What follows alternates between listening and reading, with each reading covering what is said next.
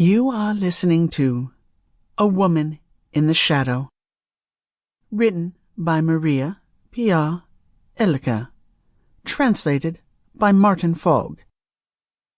Copyright June 2017. Published by TekTime Publishing. Chapter 1. He now seemed to be sleeping peacefully after a night and a morning with a high temperature that had come on suddenly. In the half-dark large room I was left alone with him, except for the presence of a nurse, and I had sat near the window to do my embroidery.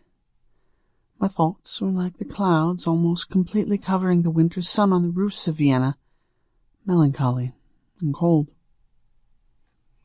I watched him while his face, still red from the fever, was almost hidden among the puffed-up cushions on the bed. His hair had lost almost all the blonde of his youth. His eyes for some time were permanently encircled by thick, dark rings, left by the innumerable worries that every day, every hour, beset him incessantly.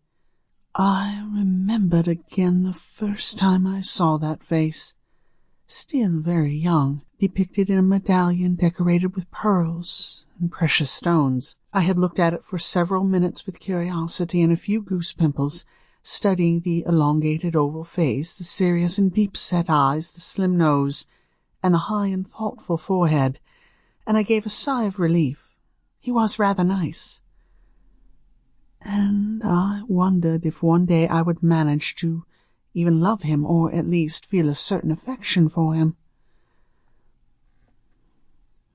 I knew no one was expecting us to love each other. It was not a thought that at all disturbed the sleep of our august parents, the sovereign rulers of two powerful states.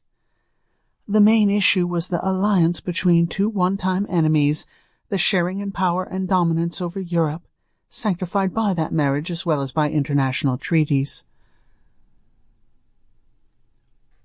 Almost 27 years had passed since our wedding, and that time seemed to me to have flown by in a flash, in an intense life, lived to the maximum, day after day.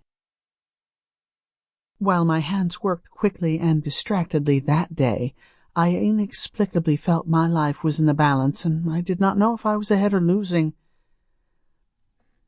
I smiled, thinking of how many times over the years I had heard that word, which was certainly not usual, neither at my father's court nor in most of the other European courts, and which was instead a source of continual and heated discussion at Pitti or Poggio Imperiale palaces.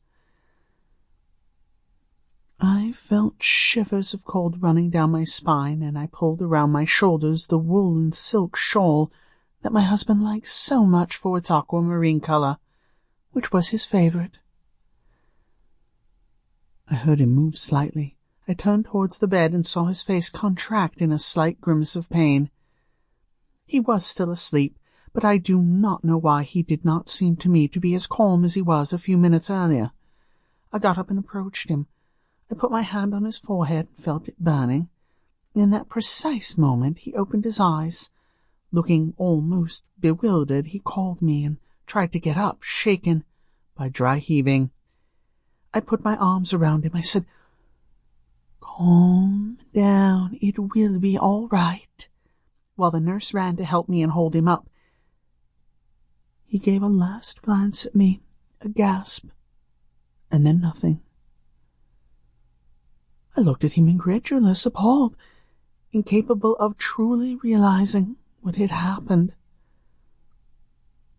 He no longer responded. His heart had stopped beating.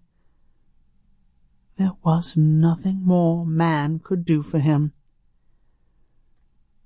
Now, I thought, only God can take care of his generous spirit. Everything had happened so suddenly that I could not manage to even think. I left the others to deal with him, watching them as if they were acting in a dream, sure that I would then wake up suddenly and find him and our children again, like every day, filling my life. But I did not wake up, and a little bit at a time I began to finally understand what had happened. My husband was dead. I had become Sample complete. Ready to continue?